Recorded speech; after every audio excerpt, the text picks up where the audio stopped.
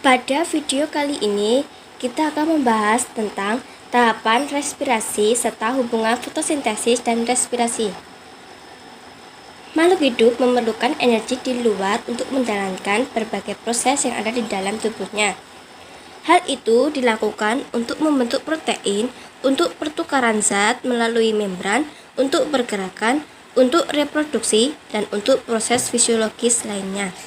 Contohnya, kalian bisa lihat pada gambar ini. Burung ini mendapatkan energi untuk sayap yang ada dalam tubuhnya dengan cara memakai bulut pasir. Atau kadang-kadang bisa juga memakan organisme eukariotik lainnya. Tapi, ada banyak juga organisme yang mendapatkan energi dengan cara melakukan fotosintesis, seperti tumbuhan dan alga. Nah, energi yang tersimpan dalam bentuk molekul organik dalam makanan ini berasal dari matahari. Energi akan mengalir menuju ekosistem sebagai cahaya matahari dan berwujud panas. Bagaimanakah proses aliran energi tersebut? Ketika tumbuhan terkena cahaya matahari, maka akan terjadi proses fotosintesis.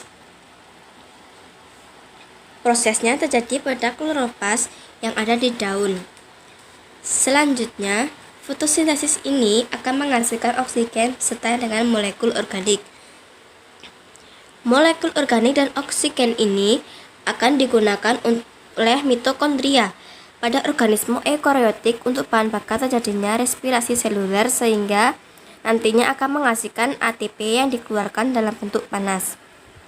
Selain itu, respirasi seluler ini juga menghasilkan produk lainnya berupa produk sampah yaitu karbon dioksida dan uap air. Karbon dioksida dan uap air ini akan digunakan sebagai bahan baku untuk proses fotosintesis. Jadi jelas ya, ternyata terdapat keterkaitan antara fotosintesis dan respirasi. Gimana? Mudah kan? Nah, jadi poinnya adalah setiap kita melakukan aktivitas-aktivitas itu memerlukan energi dan energi itu hanya didapatkan setelah kita melakukan respirasi.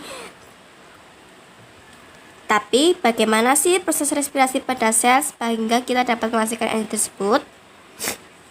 Untuk menjawabnya, kita harus paham dulu terkait dengan pengertian dari respirasi seluler itu sendiri. Perhatikan reaksi ini. Dalam memperhatikan formula reaksi ini, kita akan mudah untuk mengingat pengertiannya. Jadi, respirasi seluler merupakan reaksi pemecahan glukosa untuk mendapatkan energi dalam bentuk ATP yang membutuhkan oksigen untuk menyelesaikan reaksinya. Di dalam respirasi seluler ini, oksigen terlibat sebagai reaktor bersama dengan glukosa yang nantinya akan menghasilkan karbon dioksida, air, dan ATP sebagai produk energi utama. Nah, ATP inilah yang merupakan sumber energi untuk menjalankan aktivitas kita. Adapun tahap respirasi secara umum, yaitu terdiri atas glikolisis, oksidasi piruvat, dan siklus Krebs dan transport, dan elektron dan kemiosmosis.